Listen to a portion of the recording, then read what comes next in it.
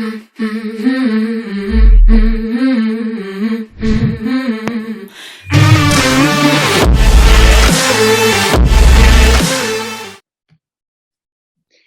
guys, hello and welcome to this new episode of the EmpowHer Journey. For those who want it all, welcome to our community to support your self-growth and live by your own rules.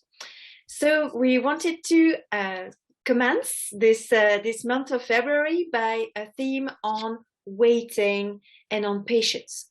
So the theme of this month is why is waiting fun, and the tips to boost your patience.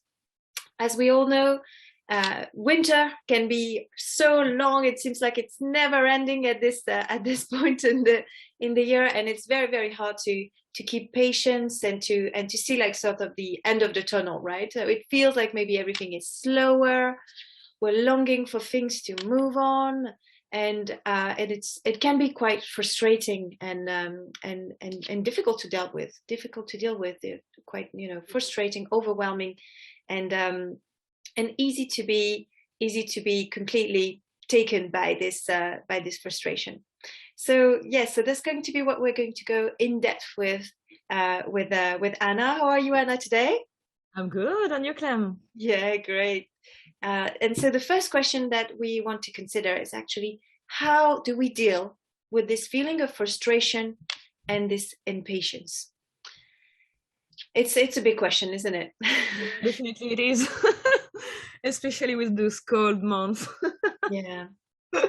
So how do we make the patience fun? Exactly, because we can't really go and hibernate, and just hide away during those months and just hide in our little cavern. Although it could be something, that is really good. But instead of that, we get to experience actually something that I think is overall very fruitful, and is bringing it's a lot of it's a rich period. But what I've realized as well for me is that this frustration was giving me the tendency to be restless, to fill my time with things, because I have the impression that things are not going quickly enough. So I just like sort of create this impression of busyness, and I fill up my agenda with things. And the metaphor that really works in my head when I do that, and I catch myself doing that, is that it's like I'm on a bike on a very low brake or very low level, and I'm trying to cycle super quickly, and that's not really getting me faster. Right? Yeah, I'm sure it's not comfortable at all.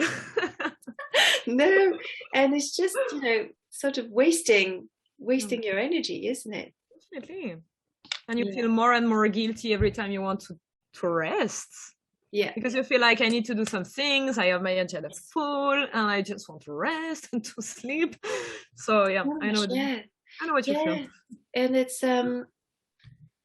so amazing to realize that. And the deepest realization that I came to with experiencing this and watching this was also the connection to limiting beliefs inside of me. Like I needed to work hard, that I needed to deserve it, that I needed to, put enough work into enough effort, and even a dimension of pain into it. Otherwise, it was not going to work.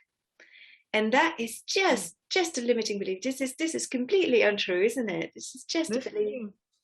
That's because it's so slow. You feel like you've started so many things in January because you were so excited. This is a new year, new thing, new habits and all. And in February, you're like, oh my God, where are my results? Yeah. I want everything now. So you feel like I need to do more. It's not enough. I'm not enough. I don't have enough time, and I need to work harder. And as you said, when we talked about that, this is hijacked. Definitely. Yeah. That's not true. No, it's not the truth at all. You've been, if you've experienced that, or when I've realized that I was experiencing that, I was completely hijacked by this inner sabotage and those limiting beliefs, making me busy. It's like we can imagine if it was a gardener, just planted a seed, and it's just like, rushing about and watering the seed so many times, and just, dancing around the seed for it to grow. At the end of the day, the seed is going to grow, but you need to give it some time. Yeah, definitely. I was just imagining you like dancing around the seed. You know, trying to make the seed grow. Come on, seed, grow. Come on, guys. It's funny that you talk about that, because in the beginning of this winter, so in October, with my buddy coach, so she's another coach and we do a session together, we decided to try something called true wintering. So it's from a book from a girl, I don't remember her name, but the book is called Wintering. And I wanted to have my true winter, because I'm a really busy girl and I like to be really hyperactive, and I know that's not good for me.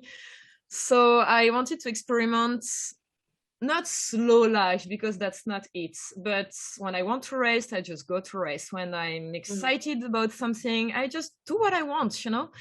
And it was amazing. It was awesome. I really feel like I'm more connected to myself. And if I don't want to work, I don't work, extra work, I mean, because sometimes you have obligation and it's mandatory and you have to do the things.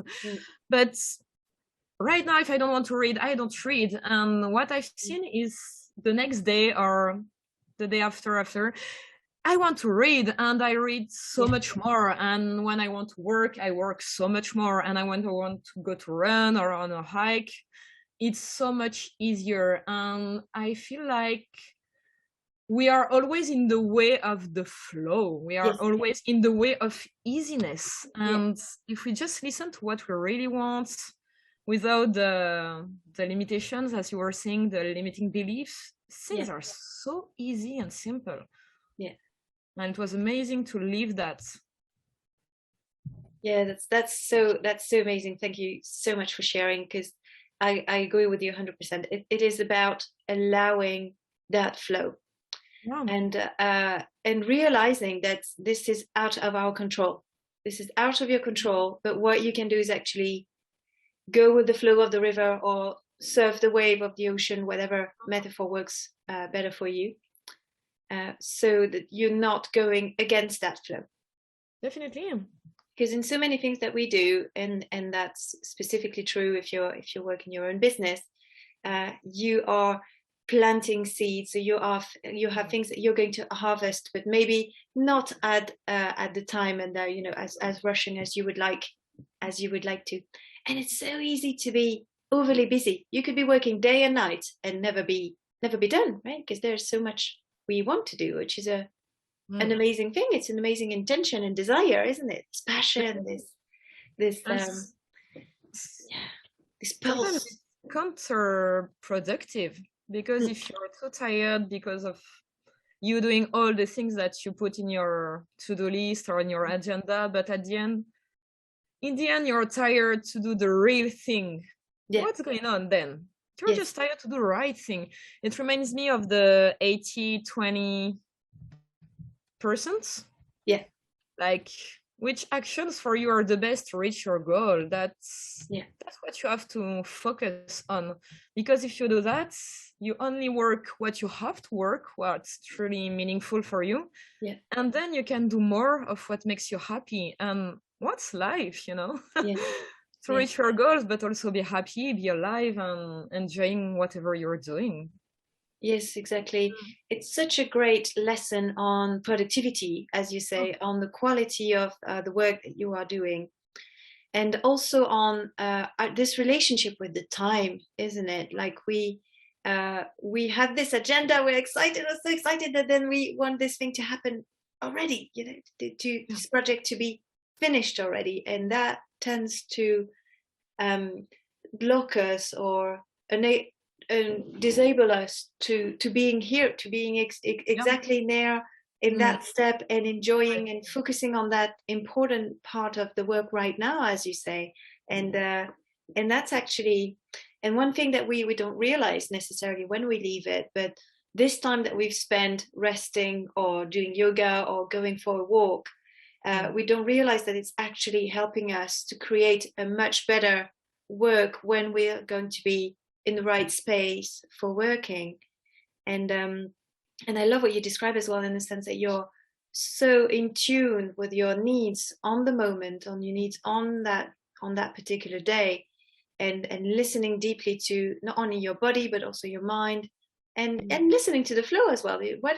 Where is that, you know, day taking me today? What's the energy of that day? And I'm in tune with that, rather than having this very inflexible agenda of mine, like, oh no, today on my calendar I had this and that.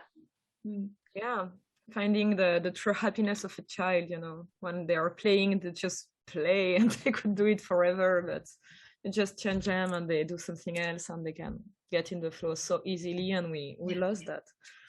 Yeah, and that also makes me connect to this this limiting belief that I was mentioning at the beginning, like we have to deserve it, we have to work hard, you know, like in life there's pain no gain, that sort of beliefs.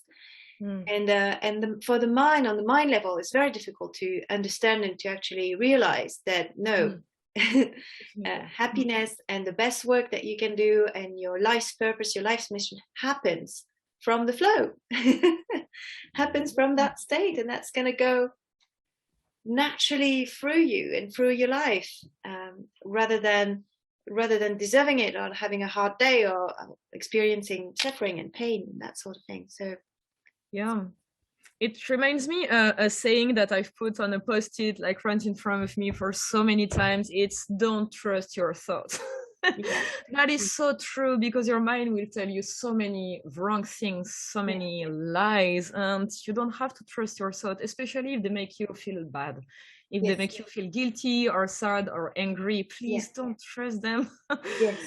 You deserve things, you deserve to rest, you deserve to, this is true love, true self-love, you know, to just take care of you and do whatever you want to. And sometimes it's true that you have to be patient, that you have to use time differently, but time is only time, and if you can do something better with this time right now, that's really meaningful. So true,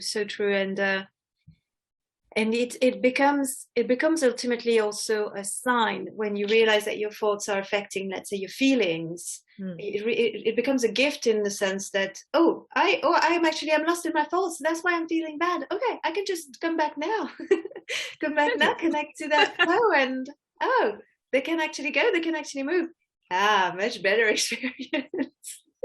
And that's true control. We were talking about controlling things, about making your own rules. The only control that we have is on ourselves. So okay, I feel bad because I'm thinking that. So what if I think something else? What if I believe it's something else? And that just changed. Exactly. And that's one of the deepest realizations, isn't it? That also we are not our thoughts. This is not who they are. They do not define our identity. They do not define who we are. And we are so much more than that. And we know very deeply, we know, we have this this inner knowing that we can trust, that we can call intuition, if that's a word that resonates with you. And that's so empowering, isn't it? It's so liberating to just like, welcome. I hear you, I see you. All right, you may move now. Okay. That's our true power. I'm not gonna keep you. Yeah, especially when we're thinking we're not being. So that's just an action, and we can act on it whenever we want. So every second we can choose whether what we think of is good for us or not. Yes. Absolutely, so crucial. And so for the second question, we wanted to talk about what to do when things are not going our way. So not just frustration and patience, but oh gosh, the results are really not what I wanted. About that, we are thinking about when you feel very low, when you doubt everything, like, is it going to work? When we have anxiety is really strong, and it can be like waves all over us, and we can feel really, really bad. So how do we bounce forward? That's something that you use, and I really like that. Rather than bounce back, how do you bounce forward? What I wanted to say about that is about, I recently made a distinction thanks to a great book that's called The Obstacle is the Way from Ryan Holiday. I have it just here. That's really a good book. And it's the difference between simple and easy, because every time I was talking with my best friend, I was like, yeah, that's easy. I don't understand why people don't do it, or why is it so hard to do it, because this is easy. This is easier to act like that. And because there is a real difference between simple, because things are simple, but they are usually not easy to do, like letting go. It's so easy. Stop thinking about it. But no, that's not easy because we are not used to, and it means losing some control, and it's really hard to lose some control. So yeah, what do you do when things should be simple but they are not easy? Do you have any tips? Exactly, and this is usually it's a moment where we're completely in the spiral or in the whirlpool of emotions, right? So we are overwhelmed by, as we were saying, strong anxiety or doubt or fear, and for me, it can relate, for example, in this period of time when like you've planted your seeds and are they going to grow and they're not growing, and everything is going to be a wreck and not work at all, and etc. And that can really put you in a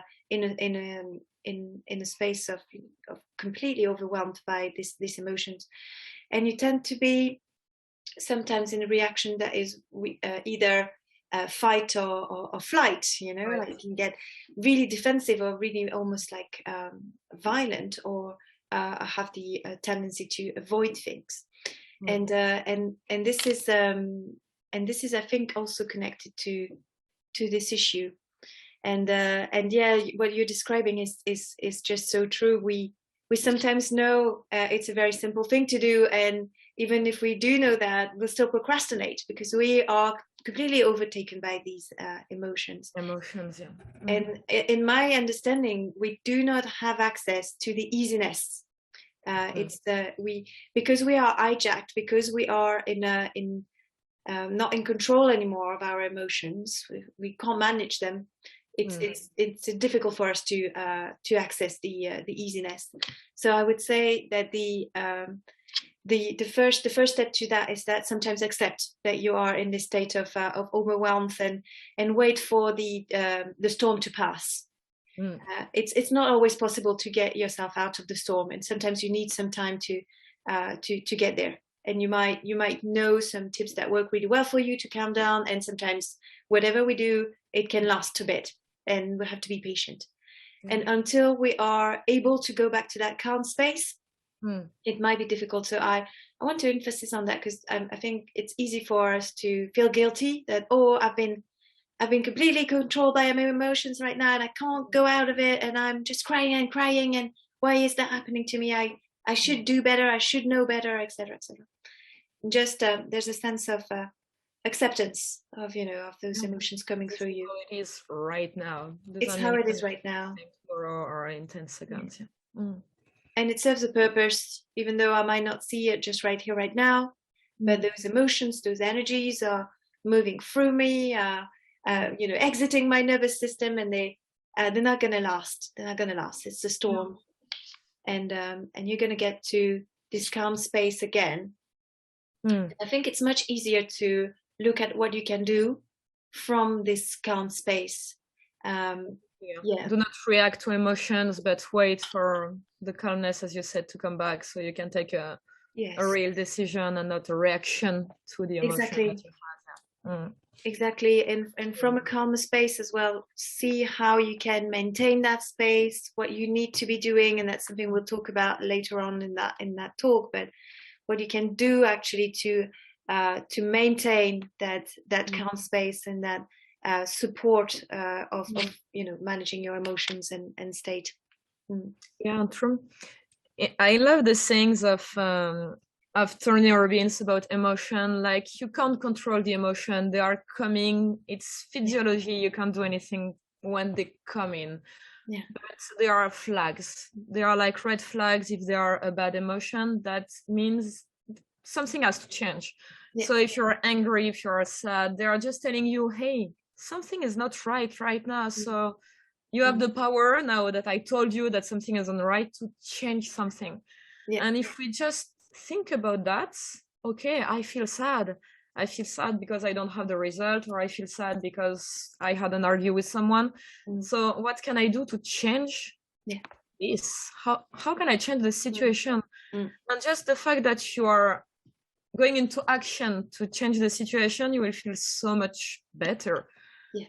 So that's really important to understand. And yeah, I remember the analogy about the tree, because when you feel bad, when you're anxious, when you're overwhelmed, just sometimes take the time to nurture yourself, because when the tree loses every leaves that it has and it is like all naked in the winter, something is happening, you know. He's taking time for itself, so the leaves start to make some nutrients in the earth so it can grow again. So just take the time to nurture and love yourself when you're really scared, angry, doubtful, because this is some nurturing for yourself so you can better act when it's time to act.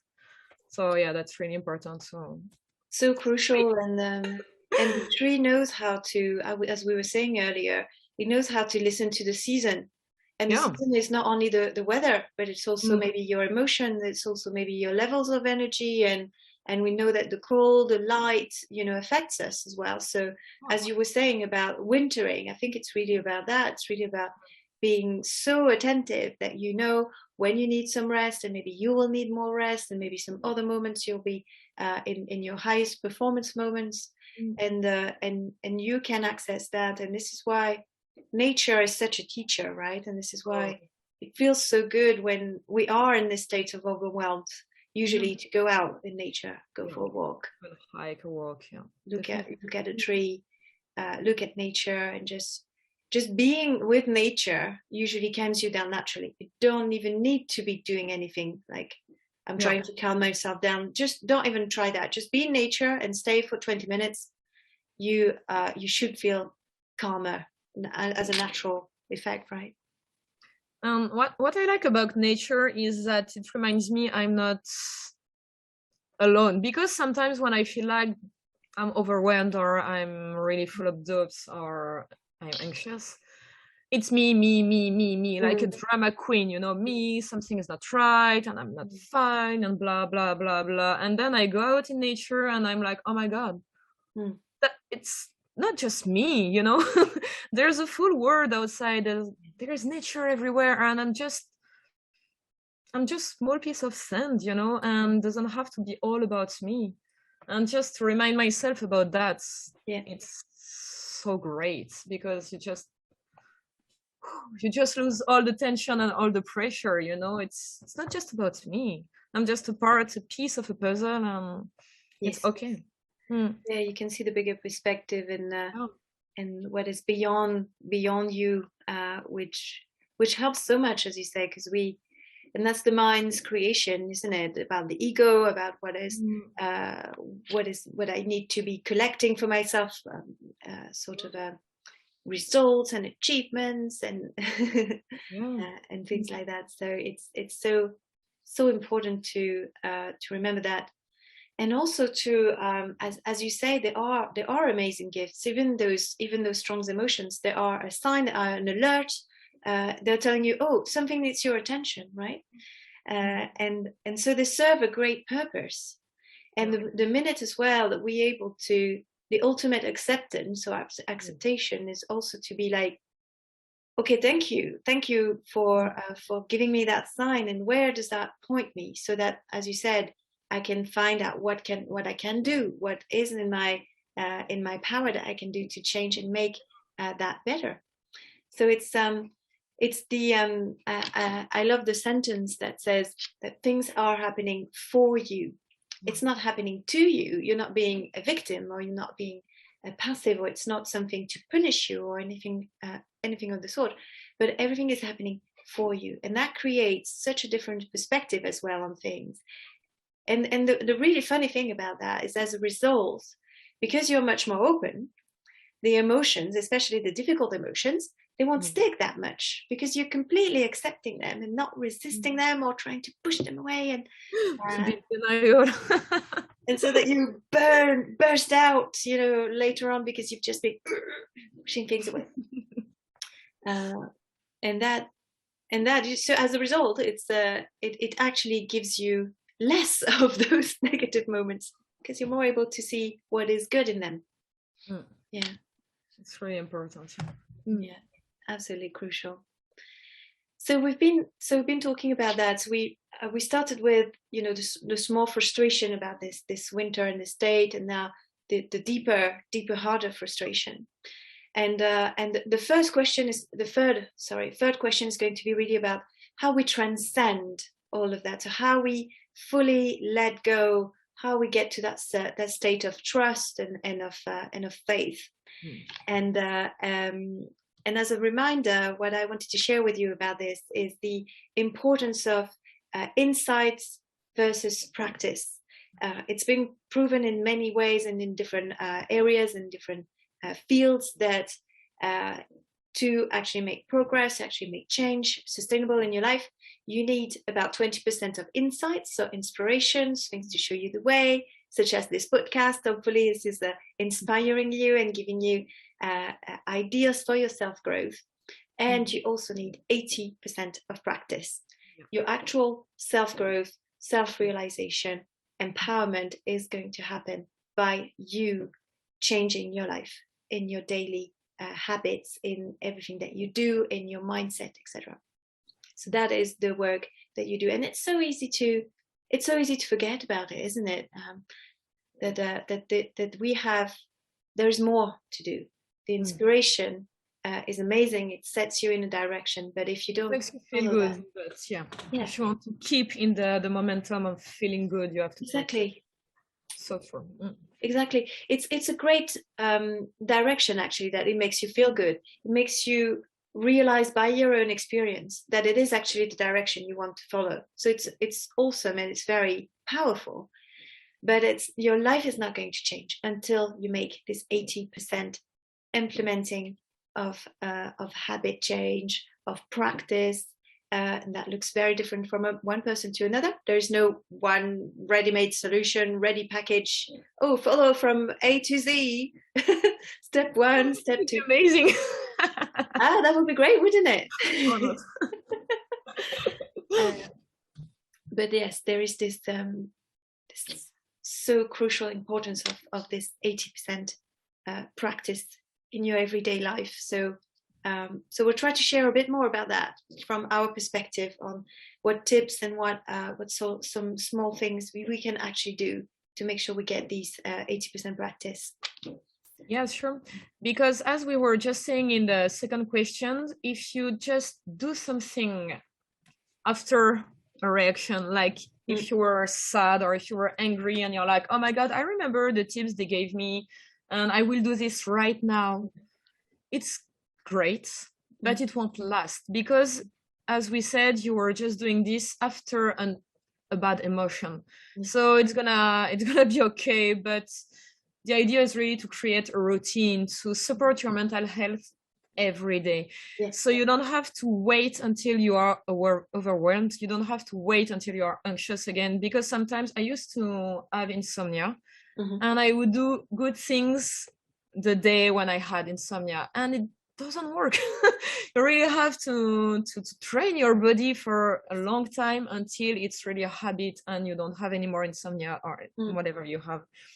So for me, what I use, I have lots of rituals, you know. For example, when I take a shower, for me, it's a time where I wash my body, but how can I say that? My emotion in the same times, you know, I really close my eyes and visualize as if the water is cleaning also my brain, whatever I'm thinking, like a full wash. And that's pretty amazing. I love to go and walk every time. If I don't know, if I start to be angry, if I start to be doubtful or not feeling well, I just go away and I go in nature. I go see the ocean because I live near the ocean, or I go in the forest because I love being surrounded by trees. What else do? I really love don't stay in bad emotions for too long. I remember when I used to have an argument with my boyfriend, I was like, okay, blah, blah, blah, blah. And I was thinking about it a lot and I would be in my home, like really frustrated and angry, and I would think about whatever we said to each other for a while. And that's not healthy, that's not funny for no one. And right now the idea is really to, okay, I'm angry, some things were said or were done, but do I like the state I'm in? No, I don't like, because I'm pissed or I'm angry and I don't like that, or I could be sad. So every time I feel something I don't like, I just try to understand what happened. And I don't stay in the what happened. It's more, okay, now I'm here. What do I want to do? Okay, and usually I just want to go to him and say, I'm sorry, let's do something fun together. And that's really how I want to see life now. When we talk about simple and easy, it's simple to just go back and say, I'm sorry, let's do something, but it's not easy to put you in the right mindset to do it. So it's the same. I have something to pay and I'm not happy about it because I don't have right now the money for it. I could just go and stay in this tension for a long time, or I can just decide, okay, this is not fun, I'm not happy about it. What can I do now? And that's, for me, that's really true power. And this is one thing I don't want to stay in bad emotions. It's not that I'm in denial, because I really accept them, but it doesn't mean I want to stay in them. As we say, if you're in hell, why stay there? Just go forward. So yeah, this is, I think, my 3 tips on what I do when, yeah, amazing. Yeah, absolutely. I mean, this, and I love how you described it has become part of your life, and there are resources and tools and things you go to, and you have identified as well when to go for what and what to use at which moment. Yeah. And this is also what we, of yourself is really important. Yeah, that's right. And this is what we mean by saying you need to become very self-aware and have this self-awareness, so that as well you can anticipate what might happen for you. And as you were saying, Anna, earlier, rather than waiting for a situation to go really, really bad and really festered, and we're talking about insomnia, and rather than having that installed into your life, just seeing maybe how and what you can put in place that is going to work for you. So knowing yourself, knowing how it works for you, knowing what calms you down, for example, knowing what makes you feel better, knowing what uplifts you, or knowing what makes you more dynamic. It could be music, it could be being physical. Some people have a very physical approach to things. They exercise calms them down, running, having the using their body in that sense. Some really like meditation. I'm a big meditator. I love meditation. It brings a lot to me, and it's really bringing a lot to my everyday life, into my routine, etc. And what I've realized, and this is why I was mentioning that as well, is that it shouldn't be only like something you do once a week. Whatever works for you, you really want to make sure you implement it several times per day. It's not only this activity I do on the Thursday night. Do you know what I mean? Like, if we're mentioning, I don't know, yoga, or things that relax you, or singing. For some people, singing is great. Just what works for you. You need to find a way to have that, to tune into that regularly through your day. Yeah. And there's so many things. There's mantras, there's journaling, there's meditation. Yeah. And as we say, the thoughts change your physiology. So you can have the stress with your heart pounding and all that. Yeah. But if you, as you say, if you go out and if you exercise and everything, the physiology change the thoughts. Yeah. So you can choose to change the thoughts, or you can choose to change the physiology, whatever you prefer. Exactly. Just do it. Yeah.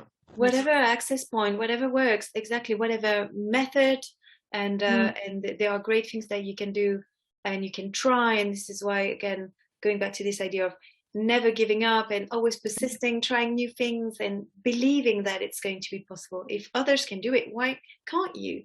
But maybe you're not trying to do it the way you should be doing it. Maybe you're looking at how the neighbor is doing it, or your brother, or I don't know. So it's really important to go back to go back to yourself, having this routine. And I think the morning routine, or at least for me in my experience, is very crucial. It sets the intention for the day. It sets it sets how it's going to happen. It happens for me, for example, that I wake up after a night quite restful, but maybe I had some nightmares. I dream a lot, and I wake up in a mood that's a little bit weird. And before I'm able to actually wash that mood away, it would be very complicated for me to start my day, and it would give my day a flavor, or I would stay in that mood. And so what works for me is in morning meditation. I love yoga as well when I can in the morning, and or slow moving, or just taking my cup of tea outside, or things like that. And that, finding the time for yourself. And I know that you're also very focused on your morning routine, so I think that's also something interesting to mention here. Is also nurturing yourself. You're sending yourself such a powerful message, don't you? Like, I give you the permission to take that time for yourself in the morning. You are important. You deserve it. You are valued, and we want you. I say I as in the big I, or maybe the universe. We want you to have the best experience possible in your day. Yeah, sure. Yeah. Recently, I had because I have allergy, and I recently found what's about. I have to take meds every morning. So every morning I have to stay 2 minutes with the product on my mouth. Right. And I was like, this is so long. 2 minutes just waiting is so long. So I decided to take the time. As you said, you take back the control on time. You don't wait. I want to do something worse for myself for that time. So this is when I do my small meditation on my future self in 2 or 3 years. I just go back in the energy on me, having all the answers to reach my goal in 2 years. So I just take these 2 minutes to just go back to this energy. Okay, I have all the answers. I'm so happy. Everything worked out. It wasn't the way it was supposed to be in my mind, but it happened for the best. It happened for me, and I'm so happy. And just doing that every morning for 2 minutes, it's amazing. It's awesome. And it only takes 2 minutes. And this is 2 minutes I was angry about, because for 3 years I am going to have to take those meds every morning. And now it's a time I love. Every day when I wake up, I'm like, oh my God, I'm going to brew my coffee and take my meds and go back to this beautiful energy that I can find in myself. So this is really important for you to have, even if it's 2 minutes, even if it's nothing in it's a lot. If you take the time for you, it's so much. Yeah, absolutely. It doesn't have to be long, and you don't have to wake up at 4 a.m. and being super violent with yourself. And it's amazing. I love the way that you managed to identify as well that there was a thought and there was a frustration, that you can transform it and transcend it into something you're looking forward to. So you regained the power and re-injected some positivity into something you wanted to do every day. We don't choose what happened to us. We choose how we can react. So that's really important. So exactly. And the power of doing that, and I'm sure people listening can imagine that, of doing this 2-minute visualization every morning, really embodying, really manifesting this vision, connecting to it, so that you are sure when you make choices, and you can make sure you keep that in your compass. You're aligned with this when important moments and important tasks, and when you need to focus on a high priority work. It makes a world of difference. And it's just a 2-minute habit. So for me, it really connects to the idea of actually how commitment in that, in the way you create this new routine, these new habits, and these choices that you make, how commitment is then so empowering and liberating. Sure. Through commitment, you actually get the freedom that you're looking for. But it takes practice. Again, I think it took me a while to understand that. And I can tell you that once I really embrace the idea that I needed to be consistent with myself and go for this commitment so I could get what I wanted. Yeah. It changed my world. It absolutely changed everything for me. Yeah. And this is how you really take responsibility, and you actually, in a way, let go of that control, right? Yeah. I know you wanted to talk about the serenity prayer. Sure. It feels like the right time, right? Yeah. Do you want to share about it, or should I go for it? Oh, you do. Yeah. Amazing. So yeah, the serenity prayer, you've probably heard of it. So originally it's a prayer, but it's if you're not comfortable with the word prayer, it doesn't have to be anything religious at all. It's just a great piece of wisdom for me, and it goes with grant me the serenity to accept the things that I cannot change. So the serenity to accept the things that I cannot change. So that's what we were mentioning, right? The idea of accepting, of going with the flow, accepting that there is a flow, that not everything is in my control, and that things take time. For example, in winter, they're there for a reason, for spring to happen later, to adapt to the weather being colder. Everything's happening for you, and I'm accepting that state. The second part of the prayer is the courage to change the things that I can. So grant me the courage to change the things I can. So the courage to take the right action, what I can actually do. And for me, this is a big reference to the commitment that we were just mentioning. How can I put in place this 80% of practice that is going to change my life, this change of habits, this new healthy things, this new way of being more positive, and how to nurture myself, take care of myself, rest when I need to rest, exactly, etc., etc. That is the courage. And the third line is the wisdom to know the difference. And this is the ultimate play. This is playtime, guys. We keep on playing to actually see, is it something I need to be accepting? Is it something I need to take courage on? What's there in my life? So I'll say the 3 lines again, just that you get everything together. Grant me the serenity to accept the things I cannot change, the courage to change the things I can, and the wisdom to know the difference. Yeah. I have a great tip on the wisdom to know the difference. Awesome. There's a rule I use like all the time. It's if in 10 years I won't think about it anymore, I don't have to bother 10 seconds of my time right now.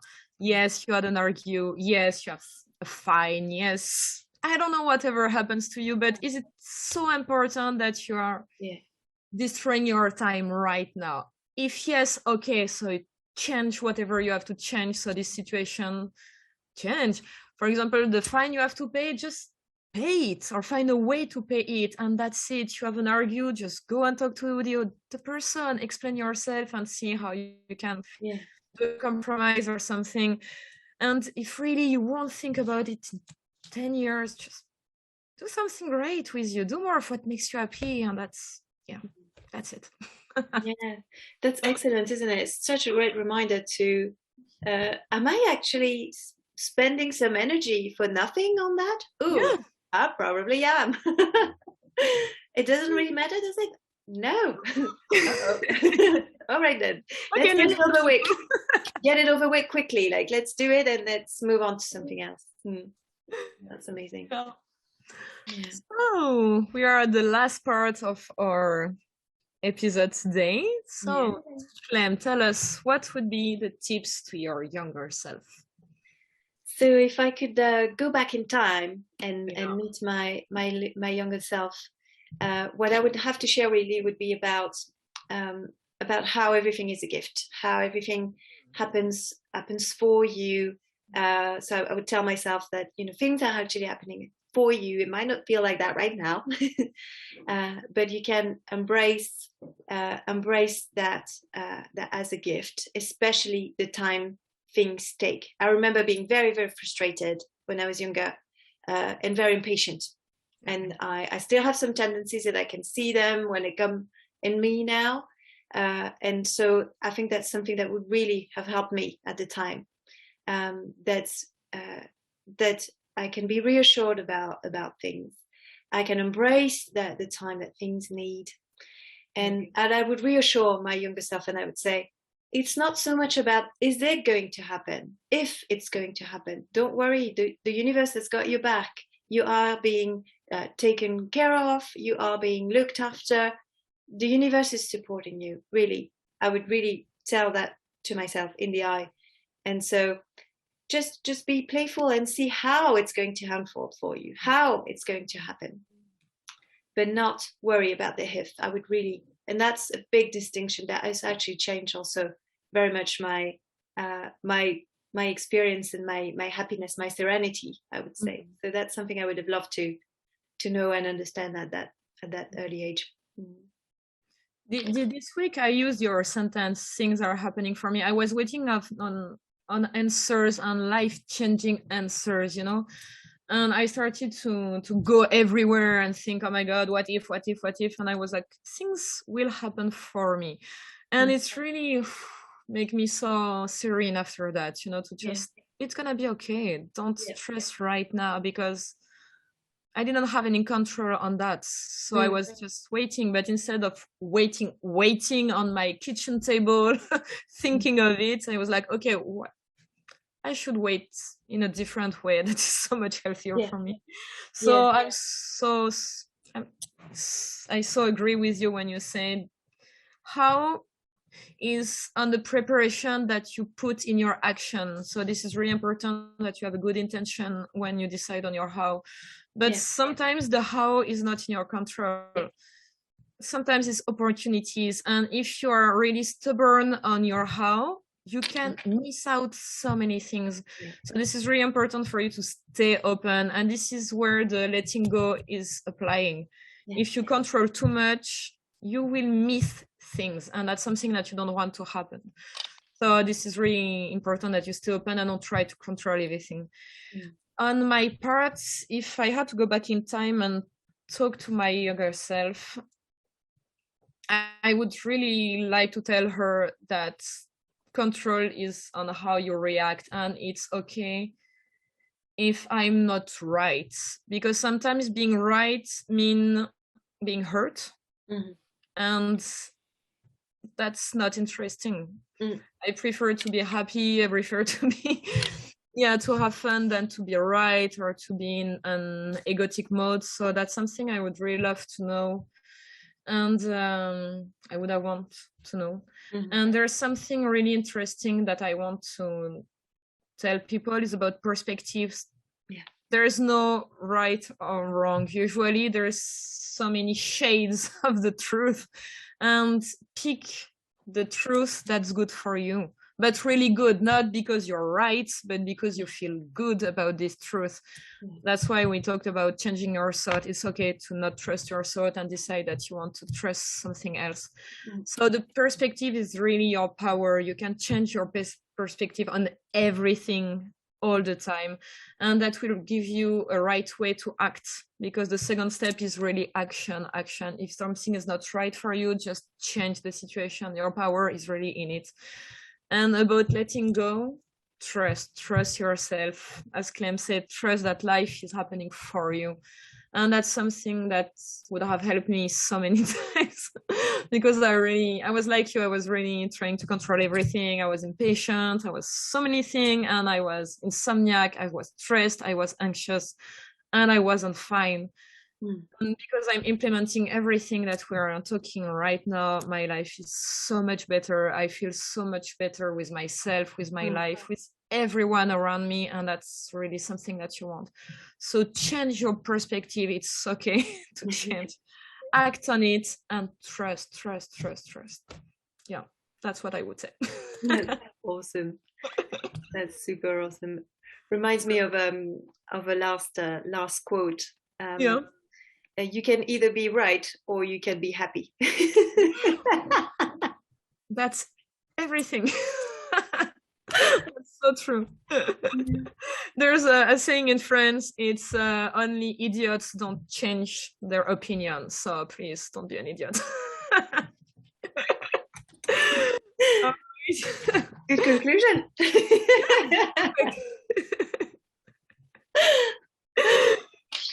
Okay. So we really hope you had a great time with us. We definitely had a good time talking about this. Please, if you have any question, if you have any topics that we want us to talk about, or if you want to share your story, you can contact us at theempowherjourney@gmail.com. And we would love to hear from you, and please subscribe. That means a lot to us. Thank you very much. Thank you, Clem. Bye. Bye. See you soon. See you.